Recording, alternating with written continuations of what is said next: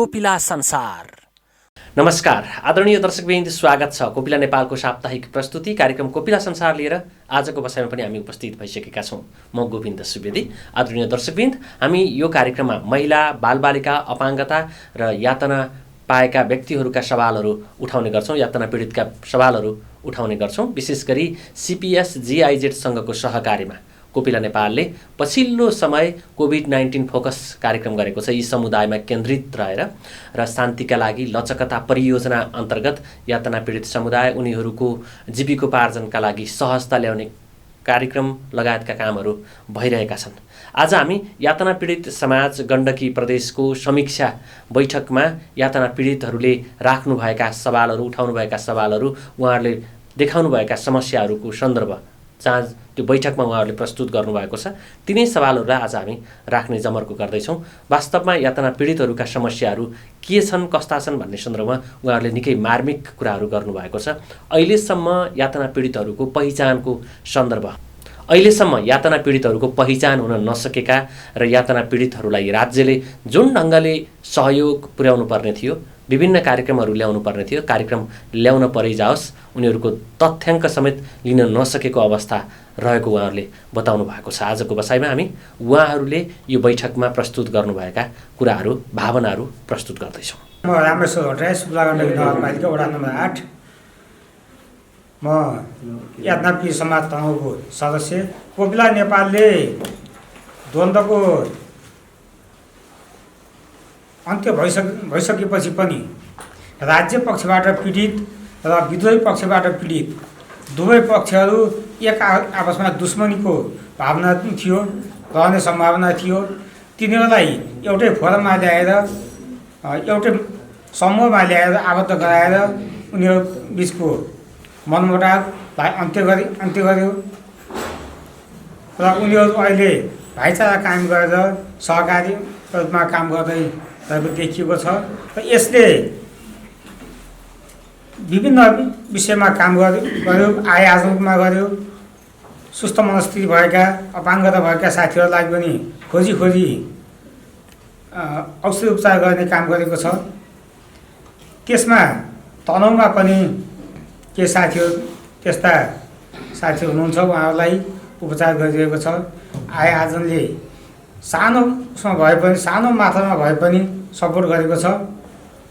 अब यसमा मात्रै हामी सन्तोष नभइकन राज्यले जति गर्नुपर्ने थियो यातना पीडितहरूलाई त्यो गरिरहेको अवस्था छैन।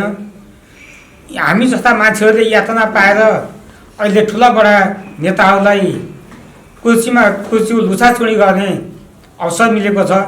उनीहरूले हामीलाई भय बनाए, हामीलाई परिचालन गरेका थिए। अहिले राज्यले ती सरकारमा गएका साथीहरूले हामीहरूलाई कुनै वास्ता गरिरहेको अवस्था छैन। म गोर्खा यातना पीडित समाजको जिल्लाको सदस्यको हैसियतले 2 मात्रै कुरा गर्छु। कर्मचारी जुन गोर्खा जिल्लाकै मात्रै मैले भन्छु, पालौटा नगरपालिकामा एकजना कर्मचारी हुनुहुन्छ।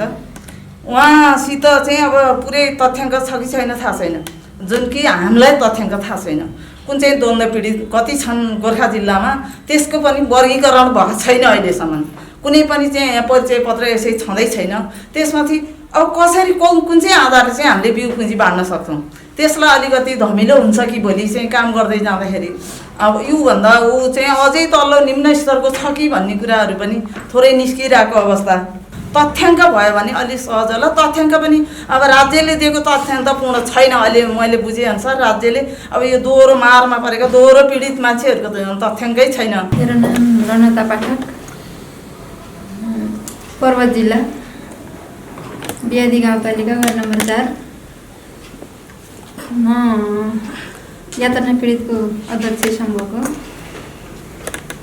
यातना पीडितको अध्यक्ष त भएँ, म पीडितको पहिचान पाएकी छैन अझै पनि। त्यसको एउटा पहिचान कार्ड बनाइदिन सक्ने सरकारले हो कि संस्थाले हो कि कहाँबाट कसरी हो, त्यसको खोजीमा छु अझै पनि।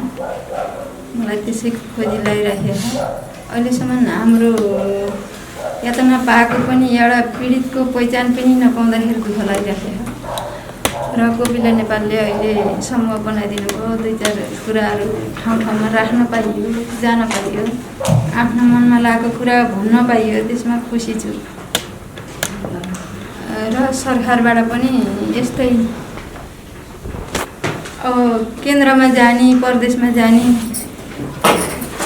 हामीभन्दा माथि अघि हुनुहुन्छ यहाँ निश्चय पनि उहाँहरूले यो समाचार लगेर यो खोजी गरिदिनुहुन्छ भन्दै मैले धेरै आशा बोकेर आएकी छु।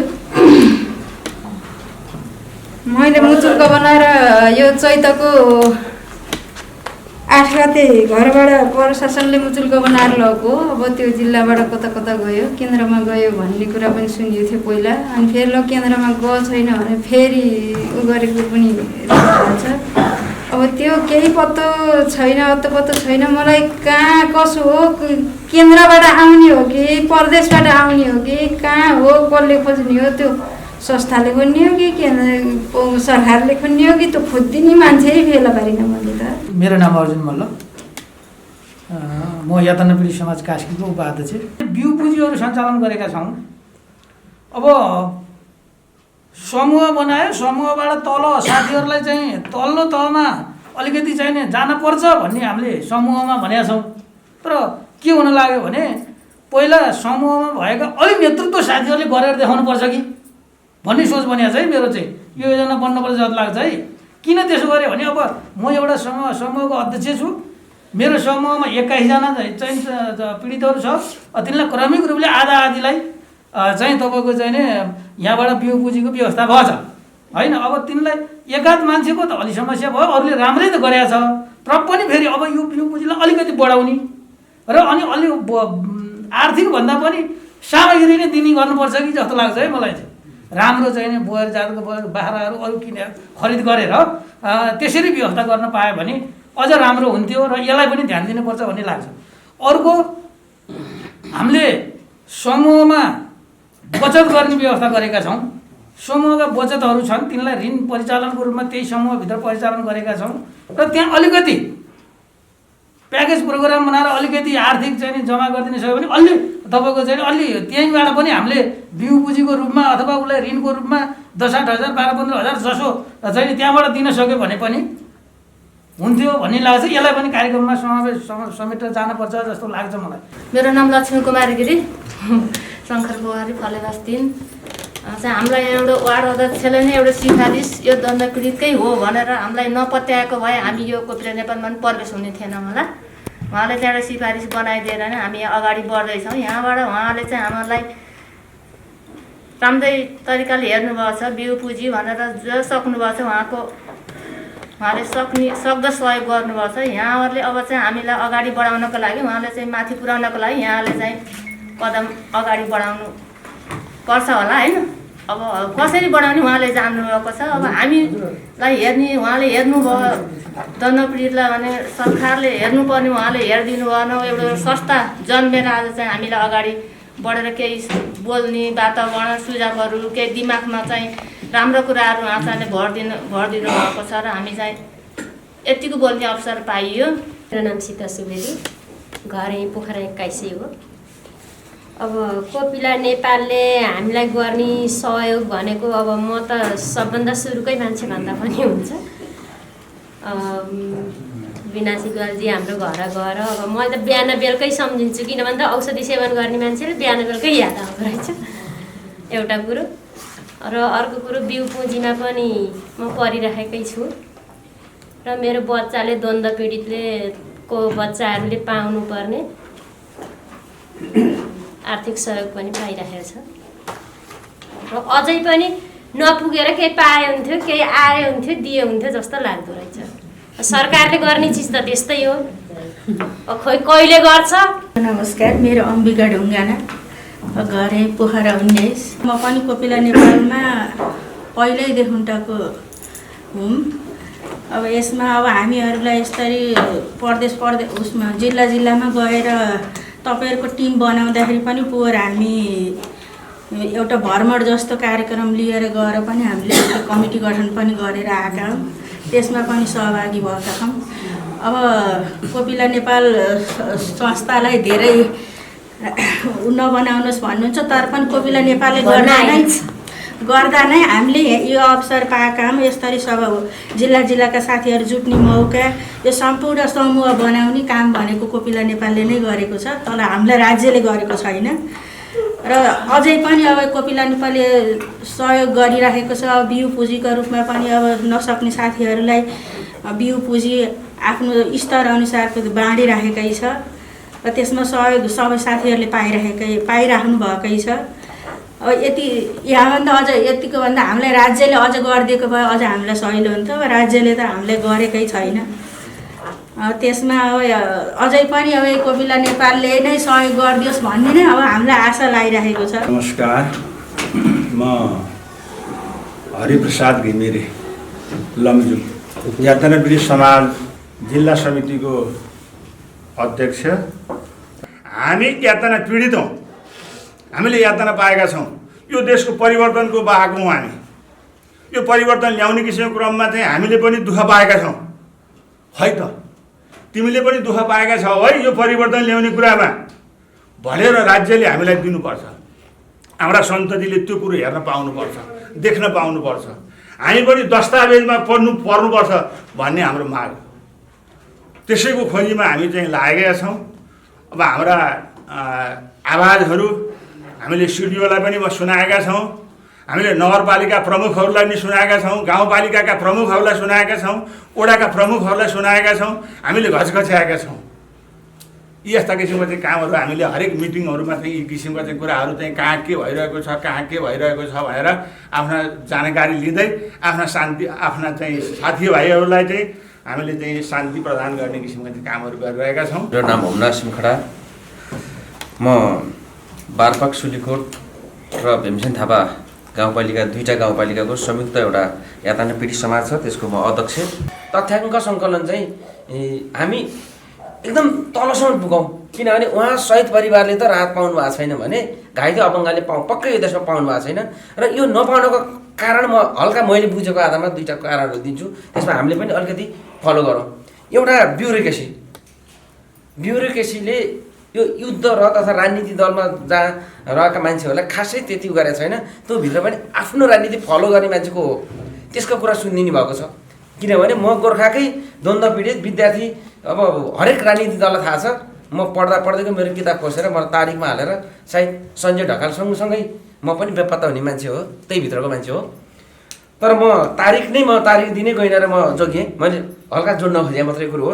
त्यस्ता मान्छेहरू धेरै छन्, तर हामीहरू नै यातना पीडित द्वन्द्व पीडितभित्र जोडिएनौँ, जुन हामी जेल हिरासत खाएका छौँ। किनभने त्यो तथ्याङ्क सङ्कलन गर्न आउने मान्छे मेरो राजनीति दलमा प्रतिपक्षको थियो।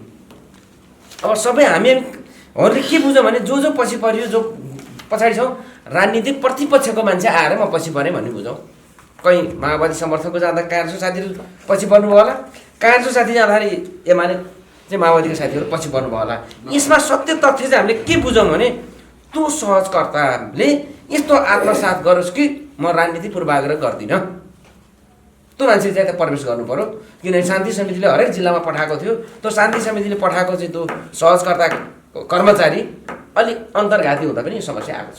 नागरिक खोला स्वावलम्बन समूहको अध्यक्ष दिदीमा अब बिउ पुँजी पनि बाँडिराखिएको छ।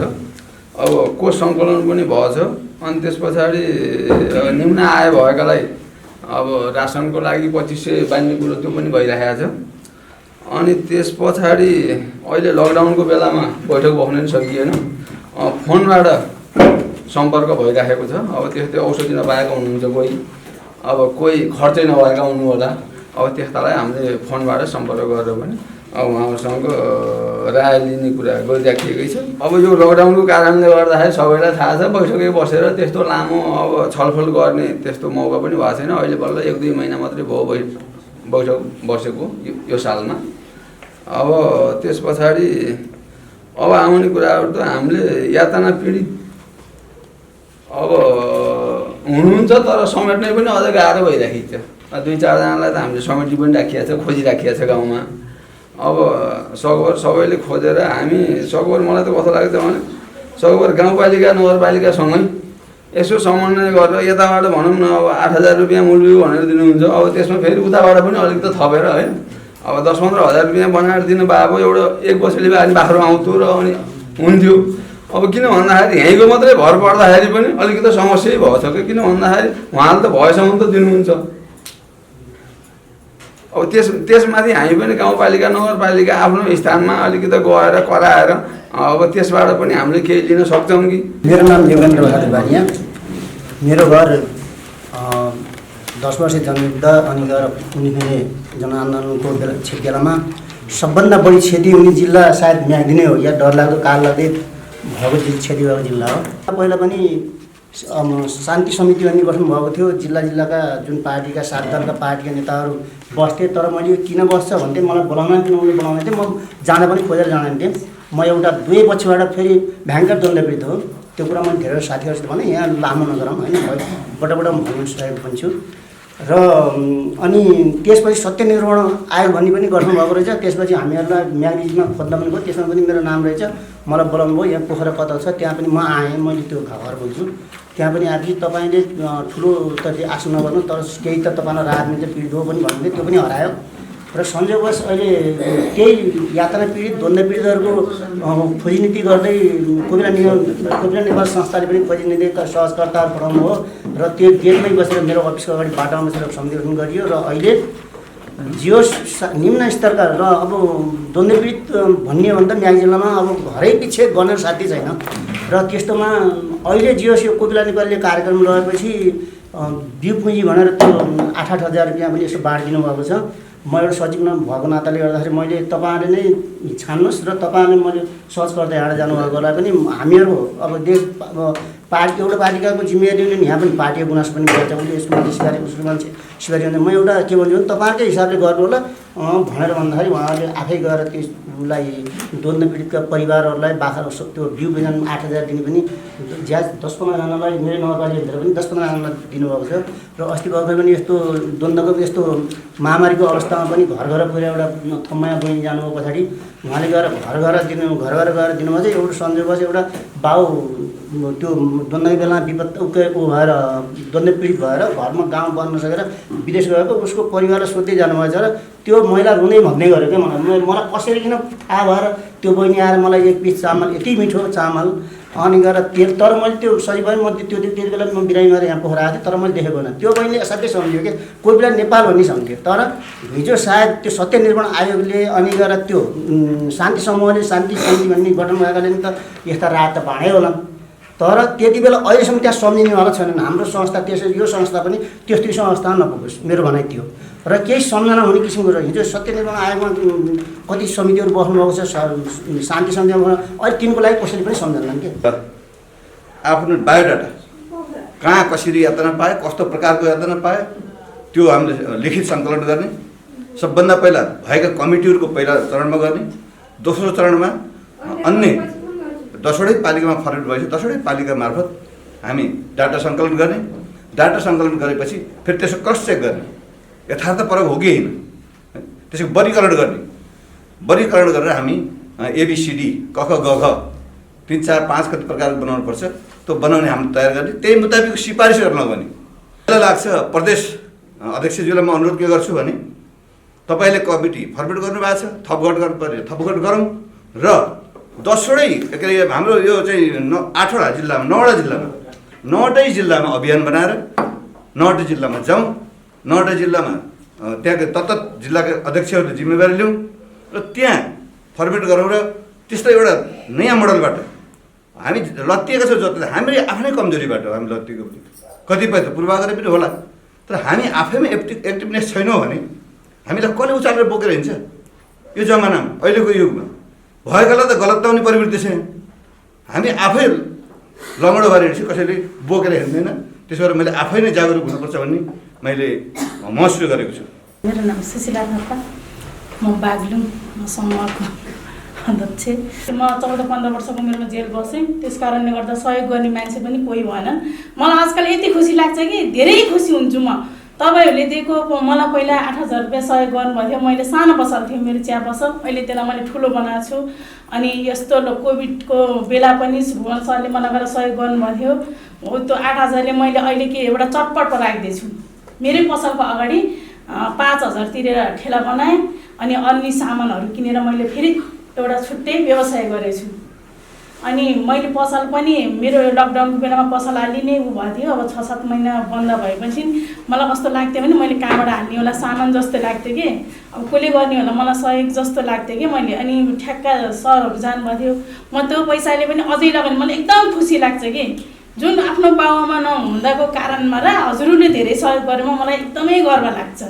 म कोपिला नेपाल भन्दा बित्तिकै मलाई खुसी लाग्छ कि त्यो अहिले मैले व्यवसाय गरेछु नि त्यो पैसालाई मैले दिनमा 150 रुपियाँ म छुट्याएरै फाइनेन्समा राखेको हुन्छु कि कतिसम्म जम्मा हुँदो रहेछ भनेर मैले यस्तो गरिरहेको छु। अहिले पनि मलाई एकदम खुसी लाग्छ, मलाई धेरै खुसी छु म। कोपिला नेपाल भन्दा बित्तिकै सरले फोन गर्नुभयो भने म जान्छु। अनि हाम्रो समूहमा अहिले 14-15 हजार जति जम्मा भएको छ। हामीले सहकारीमा राख्ने भनेको होइन, नराख्ने भनेर मैले एउटा व्यक्तिलाई दिउँ। जस्तै मैले लिएँ, मैले 12% मैले फेरि अर्को 3 महिनापछि अरूलाई दिएँ भने त रोटेसन चल्दै चल्दै जान्छ नि। चल्यो भने त हामी समूहमा धेरै हुन्छ, हामी धेरै गर्न सक्छौँ। अब कोही बाख्रा पालन हुन्छ भने 20-30 हजार भयो भने उहाँले फेरि गर्न सक्नुहुन्छ। अब ठुलो व्यवसाय हुन्छ भनेर मैले त्यो अहिले गर्दैछु। मैले मानसिक बिरामीको परिवारलाई स्वास्थ्य बिमाको गरिदिन सकिन्छ कि भनेर यसको बारेमा के हो मैले भन्न खोजेको भने त्यो परिवारको एकजना सदस्यले गर्ने खर्चले वार्षिक खर्चले त्यो परिवारको स्वास्थ्य बिमा नै गरिदियो भने परिवारै लाभान्वित भयो कि मेरो तर्क है। तथ्याङ्क सङ्कलनभन्दा खाना समस्या भनेर साथीहरूले कुरा ल्याउनु भयो। पहिलो कुरो त हाम्रो तथ्याङ्क सङ्कलनै हो। अहिले बायोडाटाको कुरा पनि उठाउनु भएको छ साथीहरूले है। त्यो बायोडाटा सबैसँग नहुन पनि सक्छ, त्यसलाई एउटा मापदण्ड तय गर्नुपर्ने हुन्छ। त्यो मापदण्ड कतिसम्म हामी जान सकिन्छ, यहाँसम्म गएर हामी चाहिँ उसलाई पहिचान दिन सकिन्छ भनेर चाहिँ भन्ने एउटा मापदण्ड तय गर्नुपर्छ जस्तो लाग्छ मलाई। सानो परिमाणमा बिउ पुँजी लगानी गर्दा त्यो चाहिँ त्यत्तिकै हराएर जाने अवस्था देखेँ मैले, धेरै ठाउँमा देखेँ। किनभने मैले तनहुँ जिल्लामा मौरी पालनको तालिम पनि गराएँ, बाख्रा पालनको तालिम पनि गराएँ, च्याउ खेतीको तालिम पनि गराएँ। यो बितेका दिनहरूमा गराउँदाखेरि कुनैले पनि व्यावसायिक रूपमा गर्नु भएन। न त बाख्रा नै व्यावसायिक रूपमा गयो, त्यो एउटा बाख्रा पाठी लिएर एउटा बाख्रा पाठी लिने चाहिँ बिउ पुँजी पनि आउँदैन, त्यसले चाहिँ भ्याएन। यदि सकिन्छ हामीले भने कोपिला नेपालले पहल गरेर त्यसलाई चाहिँ अलि 30-40-50 हजारसम्मको चाहिँ योजना बनाएर व्यावसायिक रूपमा गरौँ भन्ने चाहिँ धारणा राख्न सकिन्छ कि भन्ने चाहिँ एउटा छ। मेरो नाम जयकृष्ण पोखरेल, म जिल्ला कमिटीको पनि यातना पीडित समाज कास्कीको अध्यक्ष, साथै प्रदेशको पनि म अध्यक्ष। तथ्याङ्क पनि यकिन छैन। मैले कास्की जिल्लामा म आफू दोहोरो पद भएको मान्छेले पनि खोजी गर्दा अझै यकिन पाउन सकेका छैन भने अन्तको कुरा छोड्छु। तथ्याङ्कमा के भएको छ भने म यो यथार्थ रूपमा भनिदिन्छु। आफ्नो मान्छे जिल्लामा हुने, प्रशासनमा हुने, राजनीतिमा हुने, सुरक्षा निकायमा हुनेले उसको नाम त्यहाँ चढ्यो। जसको कोही पनि मान्छे छैन त्यसको नाम अहिलेसम्म चढेको छैन। समन्वय पनि यथार्थ सत्य त्यही हो। आफ्नो मान्छे हुनेको समन्वय भएको छ, नहुनेको चाहिँ भएको छैन। अब हामीले जमर्को गरेका छौँ, कतिसम्म सफल भइन्छ त्यो भविष्यले बताउँछ। जो यी 3 निकायमा नजिक छ उसले पाउनु सबै कुरो पायो, जसको यी 3 निकायमा सम्बन्ध छैन, आफ्नो पहुँच छैन, उसले पाएको अवस्था छैन। अब यो छात्रवृत्तिको कुरा आयो। छात्रवृत्तिको कुरो पनि हामीलाई थाहा थिएन। भर्खर सङ्गठन दर्ता गरेर यसो चलखेल गर्न थालेका थियौँ। मैले एकजना मेरो भाइ शिक्षा कार्यालयमा काम गर्नुहुन्थ्यो, उहाँलाई बोलाएपछि हाम्रो कार्यक्रममा आउनुभयो र सहभागी हुँदै जाने क्रममा हाम्रो साथीहरूले हामी यस्ता पनि पढाउन सकिएन भन्नुभयो।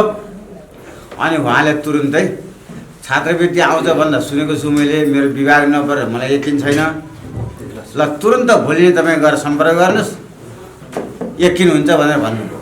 अघिल्लो दिन कार्यक्रम सिद्धि, भोलिपल्टै म गएको रहेछ र अनि हामीले ती खोज्दै गयौँ को छन् छात्रवृत्ति पाउनु पऱ्यो नपाएका।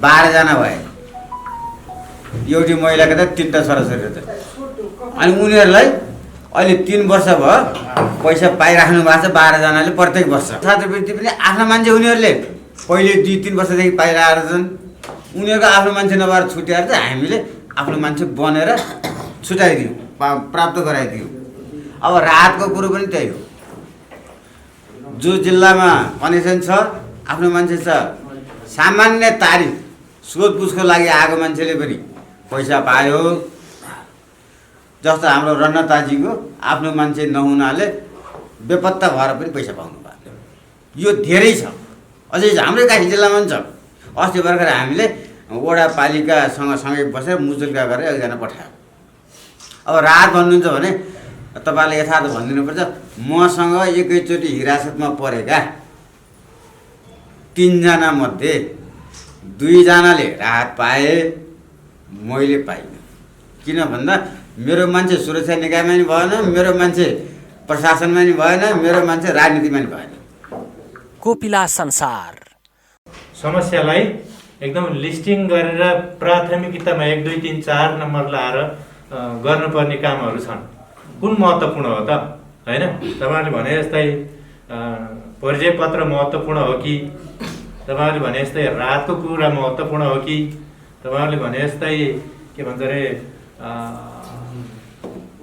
उपचार महत्त्वपूर्ण हो कि काउन्सिलिङ महत्त्वपूर्ण हो कि हैन कसरी तपाईहरुको जीवन चाहिँ अगाडि बढाउन सकिन्छ भन्ने विषयमा हामी पनि चिन्तनशील छौं हामीले हाम्रो क्षमता र बुद्धि विवेकले भएको ठाउँमा हामी प्रस्तुत भइरहेछौँ र हामीले तपाईहरुको बारेमा एडभोकेसी गरिरहेछौँ किन भन्दाखेरि हामीले उजागर गरेको कुरा हो हामीले चाहिँ टुङ्गो लाउनुपर्छ एक किसिमले सरकारसँग पुर्याएर यसलाई चाहिँ चिनोफानो गर्छ यो 3 तहको संरचना बनाएको कारण पनि त्यही हो फेरि हामीले स्वावलम्बन समूह बनाछौँ जिल्ला स्तरको बनाछौँ अनि प्रदेश स्तरको बनाछौँ कोपिला संसार हामीले यो ऐतिहासिक सरले भनिसक्नुभयो जोड्ने काम हो हामीले जोड्ने कोसिस गरेका छौँ र प्राप्त हुने नहुने त्यो आफ्नो ठाउँमा छ तर हामी छोड्नु चाहिँ हुँदैन मैले अब केटाकेटी हुँदाखेरि धेरै त्यस्ता उखानहरू कथाहरू सुनिन्थ्यो जसले चाहिँ हामीलाई अभिप्रेरित गर्छ होइन